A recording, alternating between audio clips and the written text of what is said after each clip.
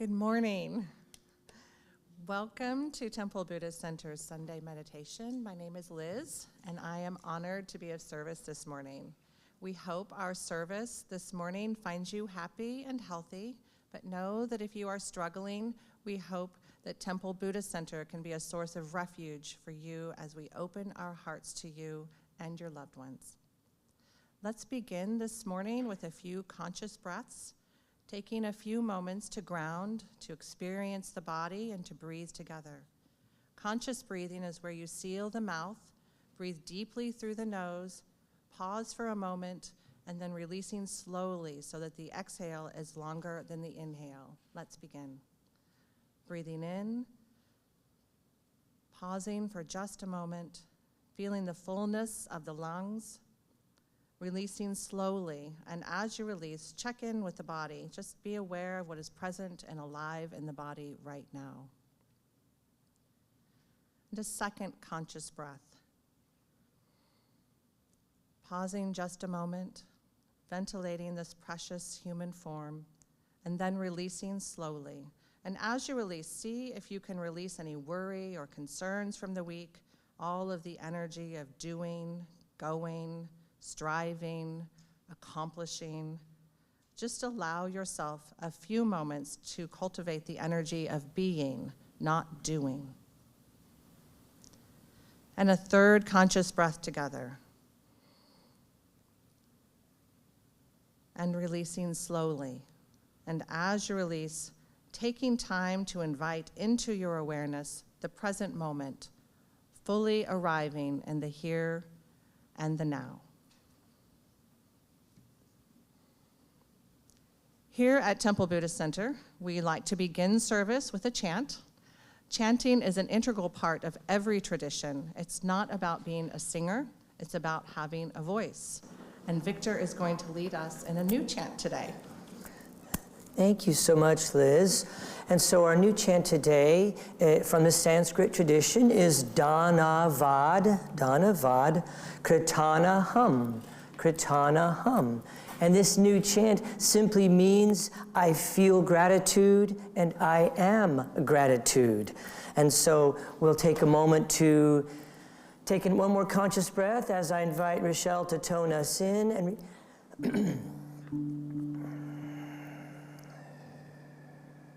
together. Dhanavad Kritana Hum. Dhanavad Kritana Hum.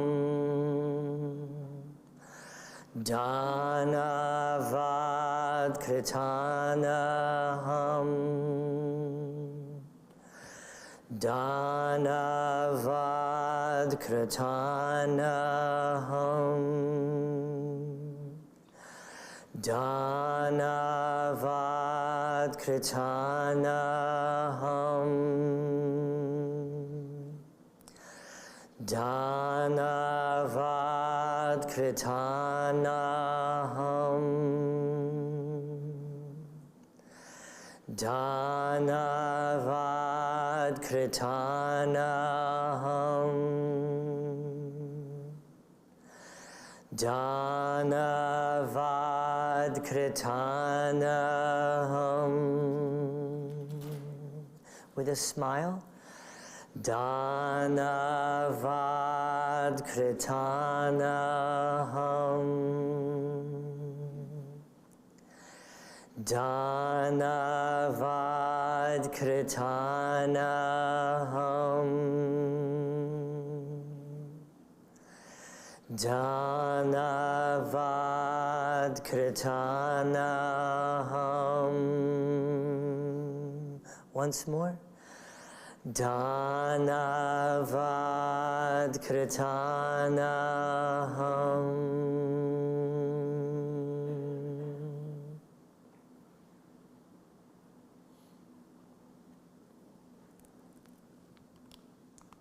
Thank you, Victor. Here at TBC, we practice Western Buddhism, a blend of Eastern philosophy and Western psychology. This new and exciting form of spirituality is dynamic, inclusive, active, and focuses on core Buddhist insights, mindfulness, meditation, and their practical application in our daily life. Our goal here isn't to get to everyone to agree on one lineage or philosophy.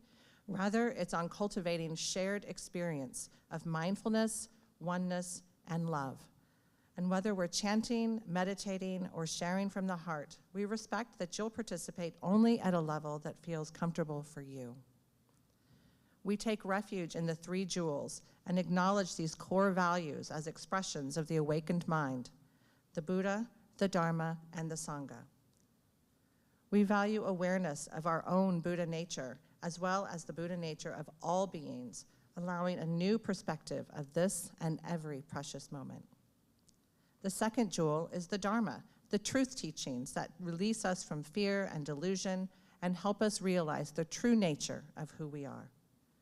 And Sangha, the spiritual community, an essential part of growth where we practice the teachings together and support each other along every step of the path.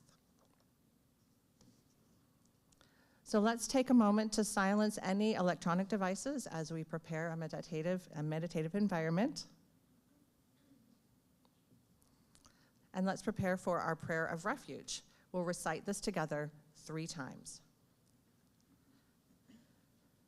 In Buddha, Dharma, and Sangha, we go for refuge until fully awakened. Through the power of generosity, ethics, patience, enthusiastic effort, concentration, and wisdom, for the sake of all beings, may we realize and demonstrate our innate goodness. In Buddha, Dharma, and Sangha, we go for refuge until fully awakened. Through the power of generosity, ethics, patience, enthusiastic effort, concentration, and wisdom, for the sake of all beings, may we realize and demonstrate our innate goodness.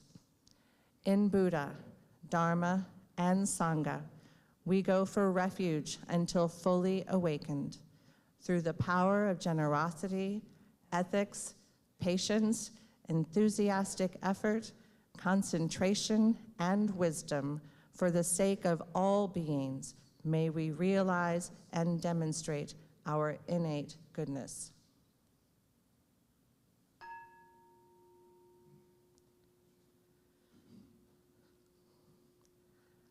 And now, as we enter a time of meditation, if you have an extensive practice, then I invite you to practice in a way that is fitting for you this morning.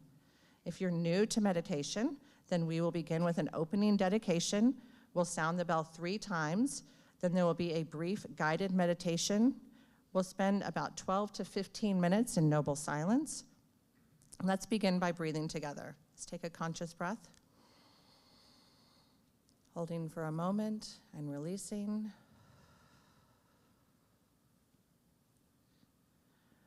Body, speech, and mind in perfect oneness, I send my heart with the sound of the bell. May the hearers awaken from forgetfulness, transcend the path of anxiety and sorrow, and realize the true nature of who they are.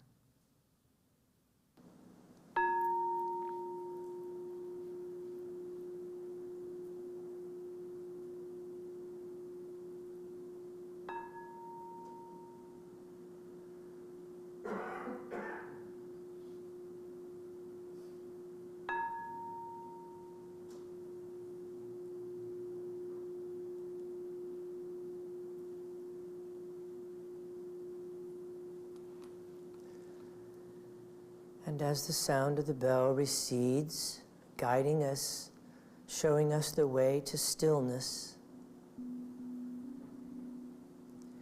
if you need to take another conscious breath or adjust your posture, whatever you need to do to partner with the body to find a new level of gentleness, a new level of relaxation for the form itself.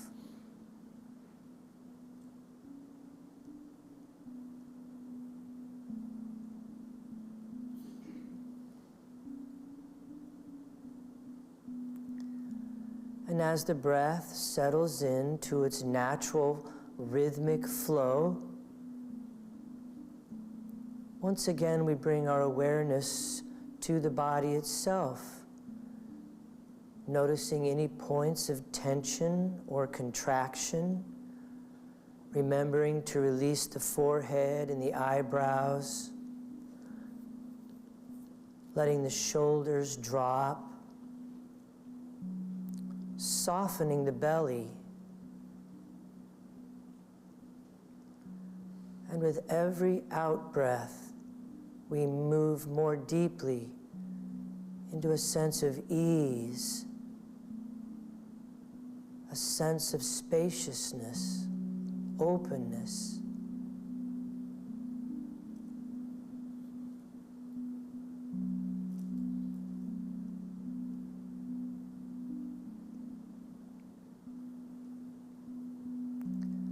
And so connected to the breath, and the body is relaxed, easy, and gentle.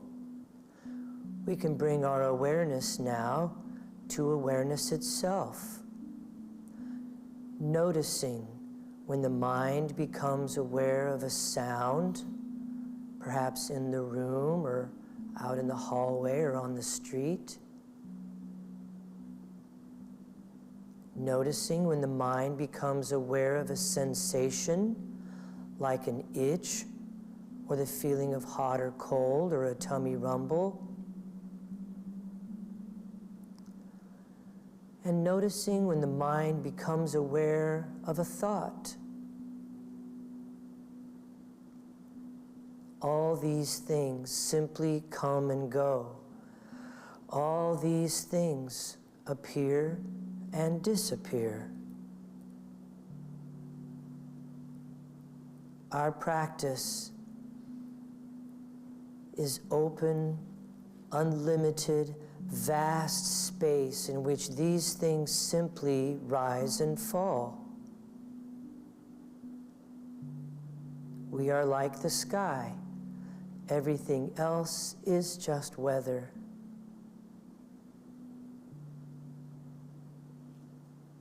And so, connected to the breath, the body is gentle and easy. The mind is clear, yet receptive to whatever arises. And the heart is open. We can move more deeply into our meditation, more deeply into stillness.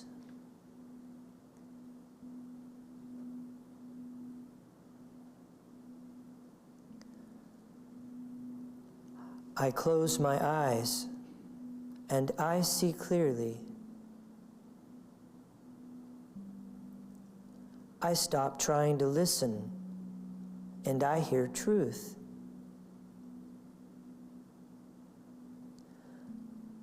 I am silent, yet my heart sings. I seek no contact and find union. I am still and move forward. I am gentle and need no strength. I am humble and remain whole, returning again and again to the breath, returning again and again home.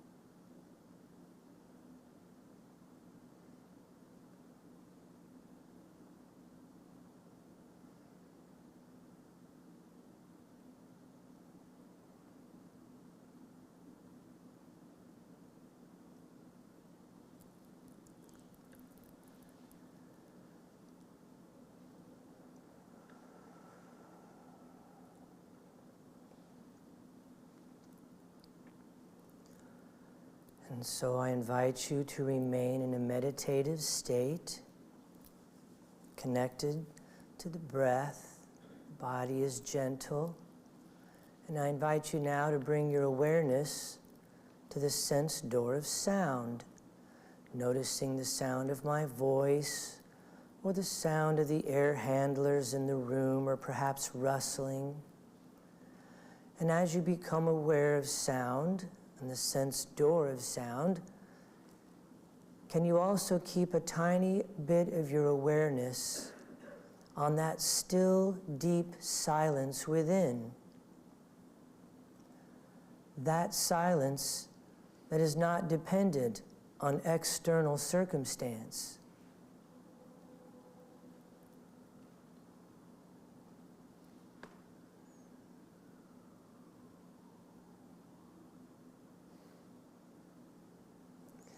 Next, I invite you to bring your awareness to the sense door of touch as you notice the feeling of your clothing upon your skin, or the feeling of the chair or the cushion beneath you. And as you become aware of the sense door of touch and the feeling of material and matter and form, at the same time, can you keep a tiny bit of your awareness on that which is formless?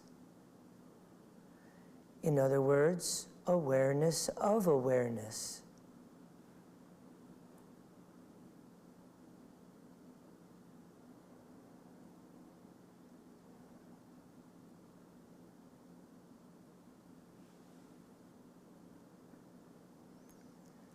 Next, I invite you to bring your awareness to the sense door of sight as you slowly begin to open your eyes. Just letting in a little bit of light, not focusing hard on anything, just letting the objects come to you. And as you become aware of walls and forms and chairs and stuff and things, at the same time, can you keep a tiny bit of your awareness on the space around them? At the same time that you notice objects, can you keep a sense of awareness of the space in this room? The space around this building? Can you sense that there is no difference? Can you sense the space around our planet? And next, I invite you to bring your awareness to the breath as we take a conscious breath together.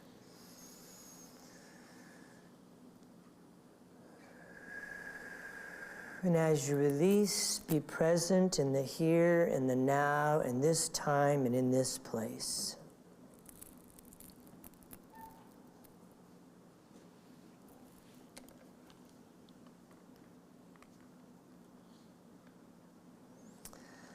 All right. I'm going to ring the return bell just in case somebody didn't wake up.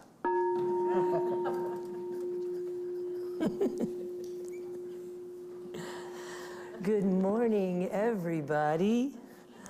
Welcome, welcome. Also a big welcome to all of our friends joining us in the PJ Sangha. That's the Sangha at home. I've noticed a correlation. The colder it gets, the more people join the PJ Sangha. I have to check that out myself.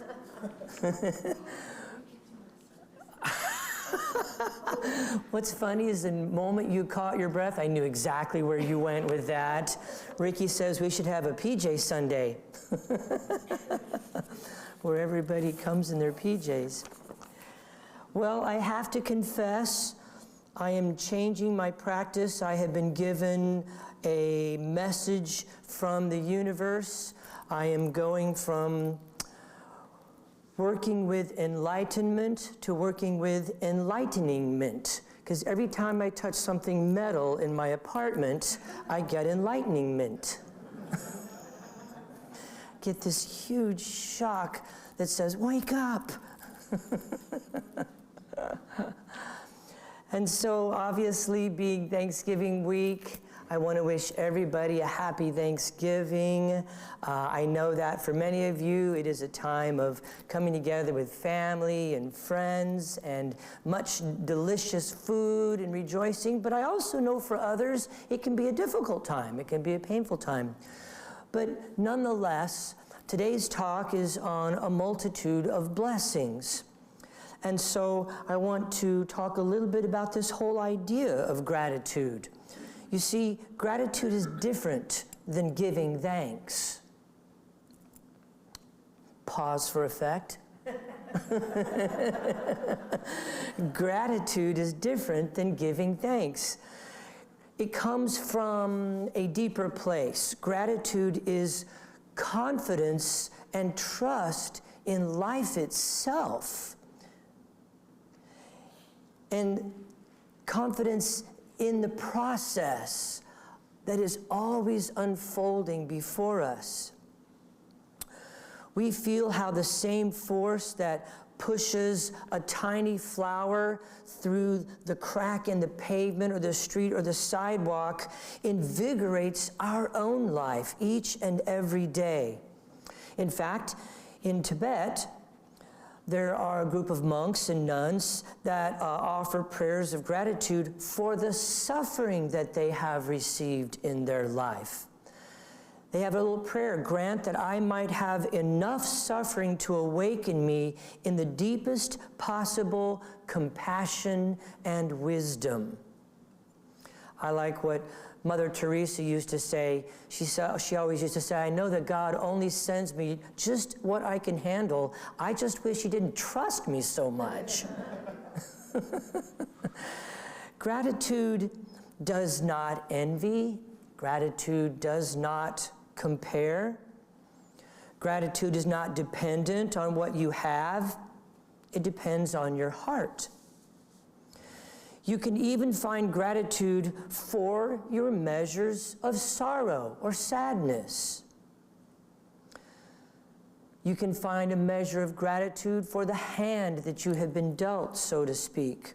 There is mystery surrounding even your difficulties and suffering, because sometimes it is through the hardest things that our heart learns its most important points. I always liked the Tao Te Ching, that symbol of the Tao, with the little black section, the little black and the little white section, and there's a little dot of black in the white section, and a little dot of white or black in the white section. Always helping us to realize that there is a seed of truth in both the joys and happiness of life, but also in the difficulties and the suffering in life. My grandpa always used to say, calm seas never made a good sailor. I always liked that. So let's talk just for a moment, what are some of these lessons that are sometimes difficult for us to realize, to recognize, to embody? Well, for example, it is the little daily difficulties that teach us persistence. How else would you learn it?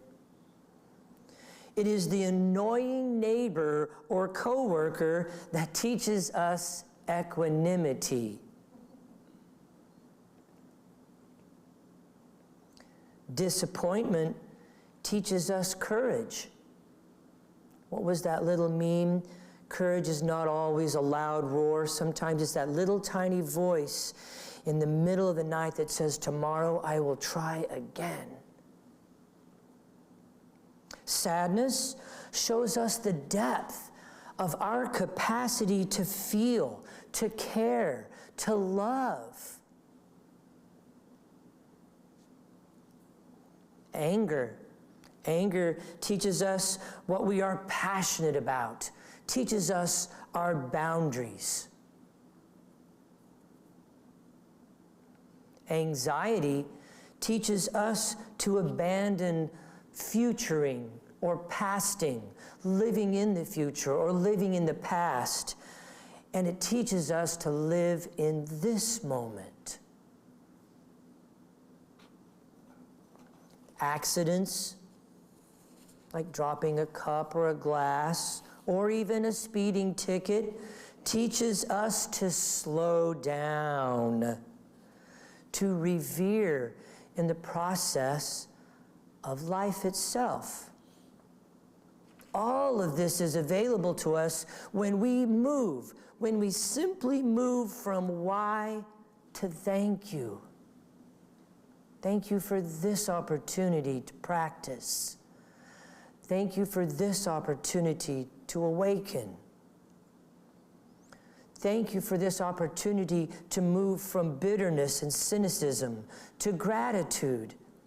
If every experience is an opportunity to awaken, then we can feel gratitude for that opportunity. Now, granted, like everyone else, I'm not always able to capture that in the moment. Sometimes I'm like, for example, this morning I got up, got in my car, turned around to back out, and somebody broke out my back windshield last night and took some of my camping stuff. I'm like, I can actually see out my back window now. Because I haven't washed it in months.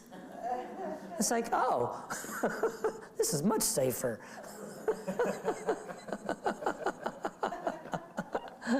But yes, for a moment there was now I can see. So for me, there is a gap, okay? Sure, I have a body, it reacts to the world and to external circumstances, but I also have a practice which steps in, becomes the adult in the room, becomes the spiritual leader, and says, hey, did you have a bad 5 minutes? Or just, did you have a bad day or just a bad 5 minutes that you milked the rest of the day? Right? And so, understanding the nature of gratitude can keep us from resorting to blame, judgment, hatred, knowing that everything is energy, even gratitude itself. Gratitude is an emotional energy with its own unique high vibrational quality. Gratitude is the recognition of the connections we share with everything. Connection with other people, connection with the animals and the other living things, the plants, connections within ourselves, the different energetic connections, connections with Mother Earth. Acknowledging these bonds makes us feel like a part of the collective whole and transfers positive energy all around. Thought creates reality. My Tai Chi Cha teacher always likes to say, Chi follows thought or thinking. So when I'm in Tai Chi Cha practice, Chi will follow the movements, but if my mind heads off on some tangent, there too goes the Chi. All of a sudden the movements are like, where are you going? And so thought creates reality, and gratitude is a thought that will help its source and its intended target to grow and to feel love. Your gratitude has the same effect whether it is expressed out loud, silently, spoken or written, danced, sung, vacuumed, dusted. Doesn't matter. In the Shin Buddhist practice, there's a little quote from a teacher from the Shin Buddhist practice. We don't practice to achieve anything. We don't practice to achieve enlightenment, good karma, a favorable rebirth, material wealth. We practice simply to give thanks for what we have received in this moment. That's the whole practice. In this way, we are freed from our anxieties, our pettiness. Our practice then stops being about admitting or trying to attain Buddhahood for ourselves, and instead becomes about expressing gratitude for all that we have received. This is actually a way of life, not simply a practice, not simply a thought. It is a whole way of being. This is a way of life that deepens as the years pass. As that same Shin Buddhist teacher said, my joy grows even fuller, my gratitude and my indebtedness even more compelling every day. Buddhist practice is transformed into an act of pure expression. It puts our inner feelings into word, deed, and thought, giving us cause, as the Buddha said, for nothing but gratitude and joy in this life.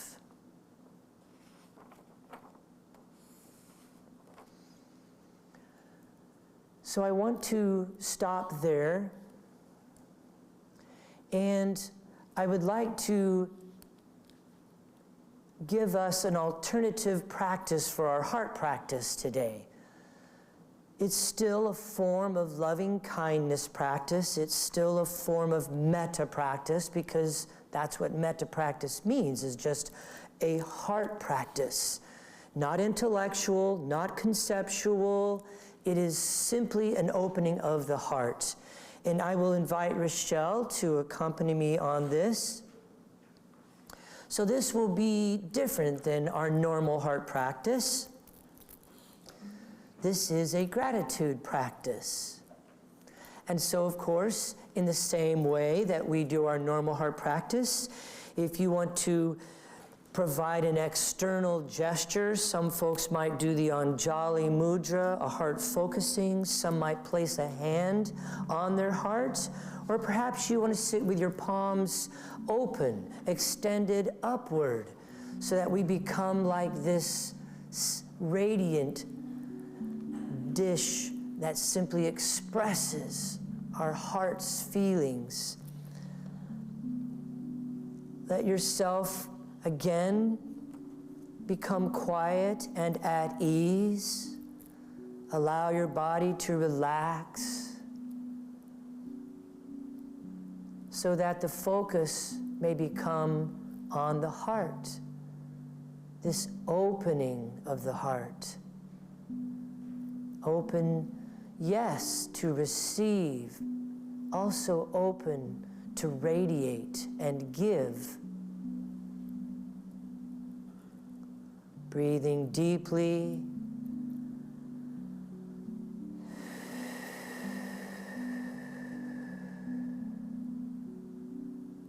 And we can begin this gratitude practice by feeling how year after year you have cared for your own form, for this body that has been given your name and that has accrued the many experiences. And year after year you care for this form, feeding it, nourishing it, bathing it, sometimes pampering it with a pedicure or a manicure or a massage, loving this form, this precious human body.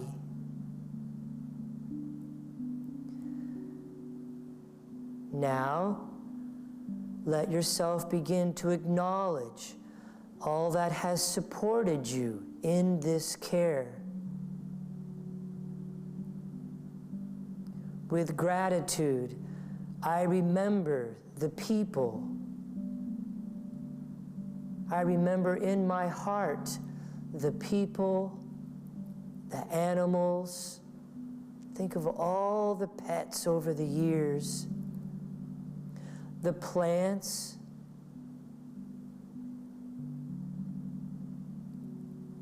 creatures of the sky and the sea and the air, water, fire, and earth, all whose joyful exertion blesses my life each and every day.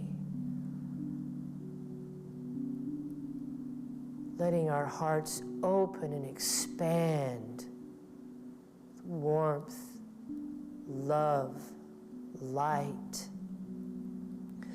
With gratitude, I remember the care and labor of 1,000 generations of elders and ancestors who came before me, and now, with an open heart, are here with me now.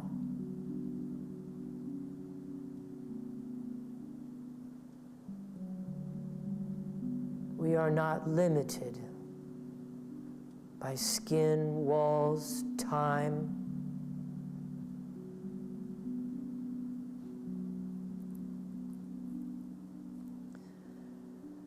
And with an open heart, I offer my gratitude for the safety and well-being that I have been given.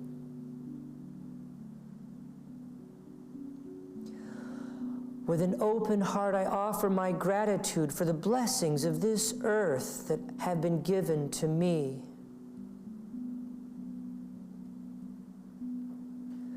With an open heart, I offer my gratitude for the measure of health that I enjoy right here, right now.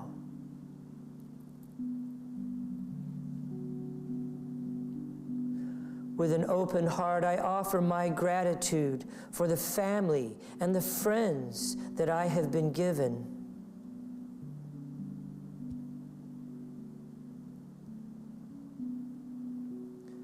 With an open heart, I offer my gratitude for the community that shares with me each and every day.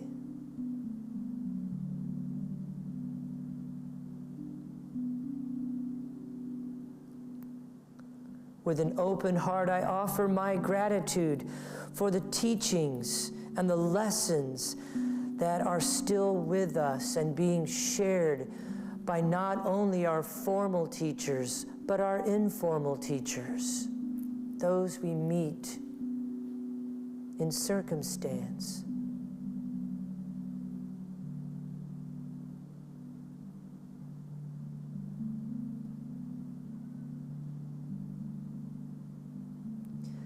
And with an open heart, I offer my gratitude for this moment,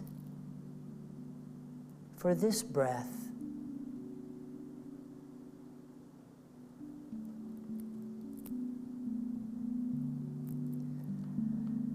And just as we are grateful for our blessings, let us take one final moment and be grateful for the blessings of others.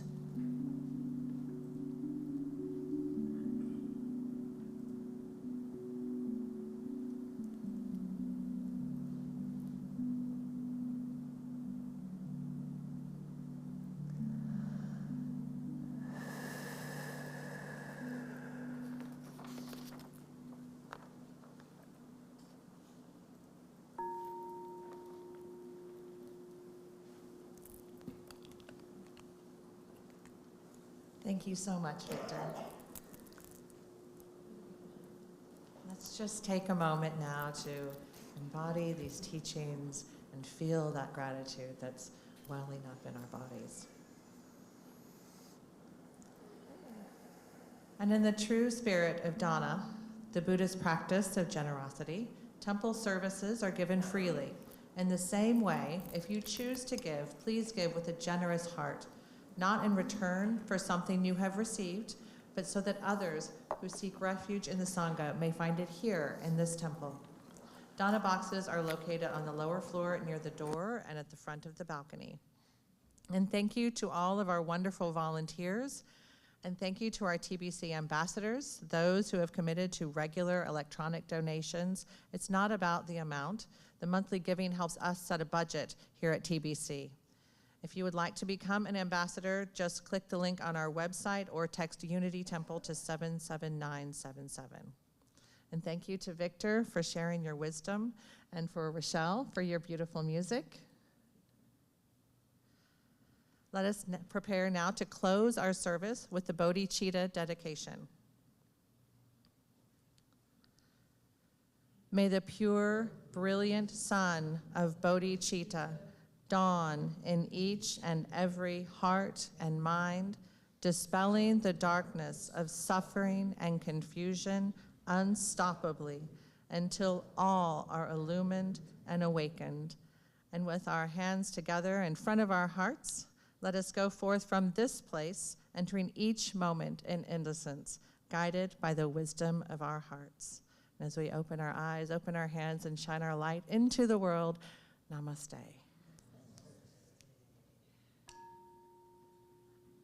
If you just have a few moments to stay for announcements, and I have one small announcement before we hand it over to Victor. Today is his birthday.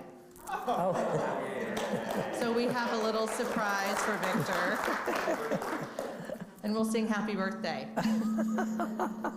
Happy birthday to you. Oh my gosh. Happy birthday to you. Happy birthday, dear Victor. Happy birthday to you. Thank you. Oh my goodness. Oh, look. His cake says Happy Continuation Day. Yes. I promised we wouldn't light the candle. You know, Kathy was going to. Right, yes. Oh my gosh, you There's a guys. card here up front if you'd like to sign. Thank and you. There are birthday cupcakes downstairs in addition to crumble cookies. If you I got want to to- come up and sign the card, I'll put a pen up here. So Here's with a that, I'll pen. turn it over to there's the birthday boy. Thank you guys so much. What a treat. We had so much fun. Liz came up with this idea, and we're all devious, so we Yes, you totally snuck this in. Oh my goodness, thank you everyone so much, and everybody at home. I have received some wonderful little emails and text messages, and I think I should explain to some folks who don't understand what it means, what it says on the cake. The cake says, Happy Continuation Day. In the Buddhist practice, we generally don't say happy birthday, we say Happy Continuation Day as a deep reflection of the truth of who you are, because who you are was never born and will never die. And so we always say Happy Continuation Day. So thank you very much. Can I share this with everybody? There's cupcakes downstairs. So, well, yeah. Yes.